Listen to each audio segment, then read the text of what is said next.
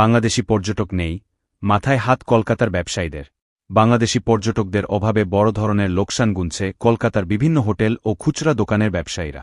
তাদের অনেকে বলছেন, করোনা মহামারীর পর এমন দশায় আর কখনো পড়তে হয়নি তাদের। চলতি বছরের জুলাই মাসের পর থেকে ভারতীয় ভিসা নীতির কঠোরতা এবং বাংলাদেশের রাজনৈতিক অস্থিরতার প্রভাব কলকাতার মিনি বাংলাদেশ অঞ্চলের ব্যবসা বাণিজ্যে মারাত্মক সংকট সৃষ্টি করেছে। এর ফলে ব্যবসায়ীরা ক্ষতির সম্মুখীন হচ্ছেন এবং প্রায় ৭০% বেশি ব্যবসা কমে গেছে।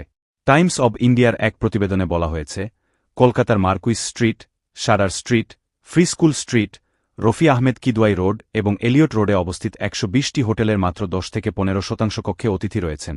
গত বছর এই সময়ে এসব হোটেলের ৮০% কক্ষ পূর্ণ থাকত।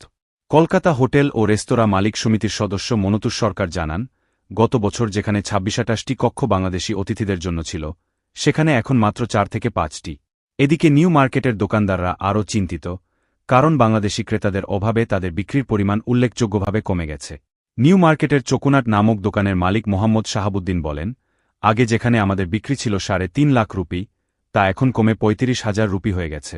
এছাড়াও ১২৪ বছরের পুরনো প্রসাধনীর দোকান রয়্যাল স্টোরের মালিক অজয় সাহা জানান, আগে ২৫-৩০ জন বাংলাদেশি ক্রেতা প্রতিদিন আমাদের দোকান থেকে পণ্য কিনতেন, কিন্তু এখন সেই সংখ্যা কমে মাত্র ৫ জনে দাঁড়িয়েছে।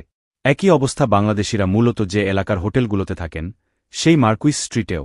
হোটেল খাবারের দোকান বা অন্যান্য পরিষেবা, এই রাস্তার সব কিছুই বাংলাদেশি পর্যটক কেন্দ্রিক। করোনার সময়ে যেমন বাংলাদেশি পর্যটক আসা বন্ধ হয়ে গিয়েছিল, আবারও প্রায় সেই অবস্থাতেই পৌঁছেছে। মার্কুইস স্ট্রিট এলাকাটি বহু বাংলাদেশি মানুষের কাছে অতিপরিচিত এলাকা। কলকাতার কেন্দ্রস্থলের এই এলাকায় বহু হোটেল রেস্তোরাঁ আছে, যারা মূলত বাংলাদেশি পর্যটকদের ওপর নির্ভর করেই ব্যবসা করে থাকে।